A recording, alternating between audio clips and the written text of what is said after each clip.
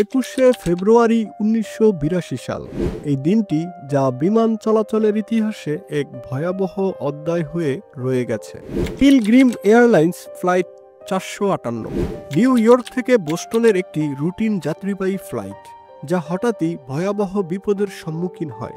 Road আইসল্যান্ডের আকাশে উড়ে যাওয়ার সময় কেবিনে এবং ককপিটে ছড়িয়ে পড়ল আগুন, কারণ একটি ক্ষুদ্র লিক থেকে বের হওয়া দাহ windshield washer D icing fuel system. এই আগুন মুহূর্তের মধ্যে পুরো প্লেনকে বিপদের মুখে ফেলে দেয়। কিন্তু এখানেই শেষ নয়। পাইলটদের অসাধারণ দক্ষতা ও দ্রুত সিদ্ধান্তের কারণে প্লেনটি বরফে জমাট বাঁধা সিচুয়েট রিজার্ভারে প্লেনটি ক্রাশ ল্যান্ড করতে বাধ্য হয়। পাইলটদের এই দক্ষতা বড় ধরনের বিপর্যয় থেকে অনেকের প্রাণ বাঁচায়। কিন্তু কিভাবে এমন একটি ঘটনা ঘটল? কিভাবে এই বিপদের মুখোমুখি হয়ে পাইলটরা নিজেদের দক্ষতায় এত বড় একটি বিপর্যয় ঠেকালেন? আর তাই আজকের এই ভিডিওতে আমরা এই ঘটনার প্রতিটি ধাপ বিস্তারিতভাবে তুলে ধরার চেষ্টা করব। তাই পুরো ভিডিওটি না টেনে দেখার অনুরোধ রইল। তাহলে চলুন শুরু করা যাক।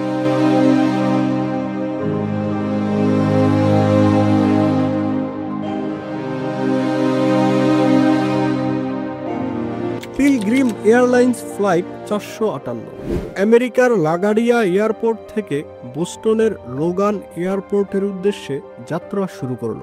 এটি ছিল একটি ছোট্ট আঞ্চলিক flight model D Havilland Canada DHC-6 twin order. এই উড়োজাহাজে ছিল 10 জন যাত্রী এবং 2 জন ক্রু সদস্য। ফ্লাইটটি লাগাডিয়া থেকে গ্রোটন পর্যন্ত 3টি ধাপে যাত্রা করেছিলেন। গ্রোটনে পৌঁছানোর পর প্রথম 3 ধাপ পরিচালনা করা ক্রু সদস্যরা নতুন ক্রুদের কাছে দায়িত্ব হস্তান্তর করেন।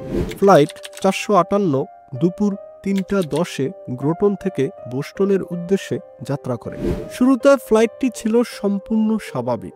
মাত্র 15 মিনিট পর রোড আইসল্যান্ডের উত্তর পশ্চিম অংশের আকাশে ফার্স্ট অফিসার লাইল হগ উইন্ডশিল্ডে হালকা বরফ জমতে দেখেন এবং তিনি ডি আইসিং সিস্টেম চালু করেন।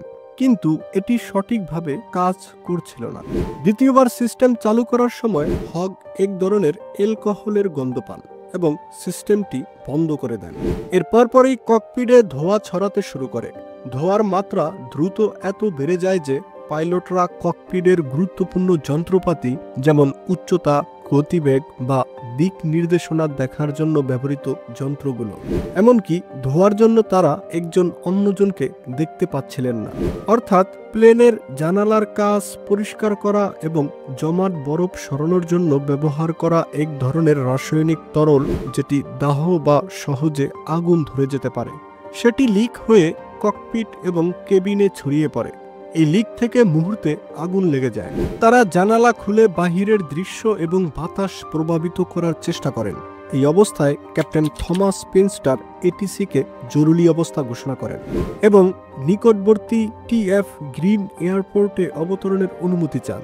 কিন্তু ধোঁয়া এবং আগুন এতটাই নিয়ন্ত্রণের বাইরে ছিল যে অবস্থা দ্রুত খারাপের দিকে যেতে থাকে। সেদিনের যাত্রীরা হয়তো কখনো ভাবেনি যে তাদের ভ্রমণ এমন এক বিস্ময়কর অভিজ্ঞতায় রূপ নেবে। প্লেনের কেবিনে আগুনের শিখা ধাউ ধাউ করে ছড়িয়ে পড়ছিল। ধোঁয়া এবং আগুনের তাপে কেবিনে শ্বাস নেওয়া দুঃসহ হয়ে উঠছিল। যাত্রীরা তাদের জীবন বাঁচাতে যে লড়াই করেছিলেন তা এক কথায় অবর্ণনীয়। প্লেনের ভেতরের তাপ এতটাই তীব্র ছিল যে পাইলটদের অডিও হেডসেটগুলো গলে গিয়েছিল। কোনোভাবে নিজেরা বেঁচে থাকার জন্য বাধ্য হয়ে সেগুলো ছুঁড়ে ফেলে দেয়। কেবিনে তখন যাত্রীদের মধ্যে চরম আতঙ্কের সৃষ্টি হয়। ঠিক সেই সময়ে এই আতঙ্কের মাঝেই একজন সত্যিকারের বীরত্বের কাজ দেখা যায়। Up duty flight engineer Harry পলিক্রন একটি টেনিস র্যাকেট দিয়ে কেবিনের জানালা ভেঙে ধোঁয়া বের করার চেষ্টা করেন, যেন ভেতরে থাকা অন্য যাত্রীদের কিছুটা হলেও শ্বাস নেওয়া সম্ভব হয়।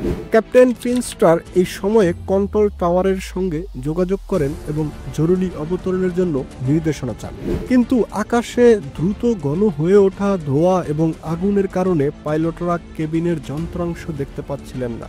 তারা জানালার কাচ খুলে বাইরে তাকিয়ে প্লেন চালানোর চেষ্টা করেন। যখন প্লেনটি স্কুয়েট জলাধারের ওপর নামতে শুরু করে তখন একটি শক্তিশালী ধাক্কায় ডান দিকের পাখা এবং বাম দিকের ল্যান্ডিং গিয়ার ভেঙে যায়।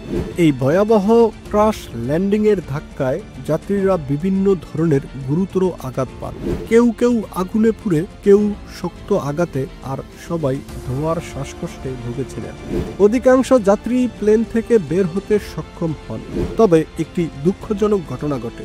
59 বছর বয়সী এক নারী, যিনি ক্রনিক শ্বাসকষ্টের রোগী ছিলেন, ধোঁয়া এবং বিষাক্ত গ্যাসের কারণে প্লেন থেকে বের হতে পারেননি এবং তার মৃত্যু হয়।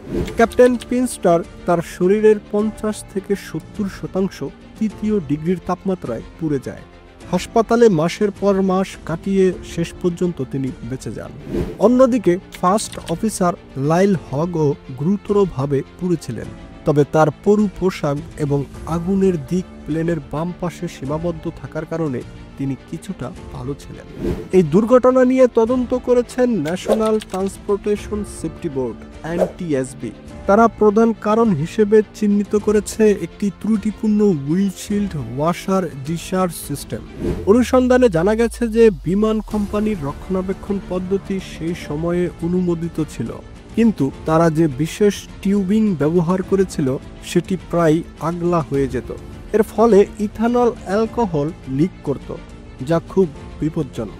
এই সমস্যা অনেক আগে থেকেই ছিল, কিন্তু মেরামত করার পরও আসল সমস্যা ঠিকভাবে সমাধান হয়নি। পরীক্ষা করে দেখা গেছে এমনকি একটু লিক করলেও কেবিনে অ্যালকোহল ছড়িয়ে যেতে পারে এবং যদি এটি গরম যন্ত্রের সংস্পর্শে আসে তখন আগুন লাগতে পারে। এই কারণে NTSB এই বিপজ্জনক সিস্টেমটি বিমান থেকে সরিয়ে ফেলার সুপারিশ করেছিল। পরবর্তীতে FAA, যা ফেডারেল এভিয়েশন অ্যাডমিনিস্ট্রেশন, একটি নির্দেশনা জারি করে, যা 1983 সালের নভেম্বরের পর এই সিস্টেমে ব্যবহারের ওপর নিষেধাজ্ঞা দেয় এবং ডি-আইসিং সিস্টেমের জন্য নতুন বৈদ্যুতিক হিটেড উইন্ডশিল্ড ব্যবহারের নির্দেশ দেয়। সেদিনের এই বিস্ময়কর অভিজ্ঞতা যাত্রীদের জন্য এক গভীর ক্ষত হয়ে থাকবে। এই ঘটনাটি শুধু একটি দুর্ঘটনা নয়, এটি বেঁচে থাকার লড়াই, সাহসিকতা এবং সেই সঙ্গে মানুষের অসহায়ত্বের একটি দৃষ্টান্ত। প্লেনটি প্রায় সম্পূর্ণ ধ্বংস হয়ে যায়। যাত্রী কেবিনের যা কিছু অবশিষ্ট ছিল তা শুধুই স্টিলের আসনের ফোম এবং কিছু গলে যাওয়া কাঠামো। বন্ধুরা, অতীতের ঘটে যাওয়া এই ঘটনা থেকে আমরা বুঝতে পারি যে আমাদের জীবনের চলার পথে প্রতিটি পদক্ষেপ সঠিকভাবে নেওয়া উচিত, তা না হলে জীবন বিপন্ন হওয়ার ঝুঁকি থেকেই যায়। ভিডিওটি যদি ভালো লেগে থাকে লাইক করুন এবং আমাদের চ্যানেলে নতুন হলে চ্যানেলটি সাবস্ক্রাইব করে আমাদের সঙ্গেই থাকুন। ধন্যবাদ। দেখা হবে পরবর্তী আরও একটি নতুন ভিডিওতে।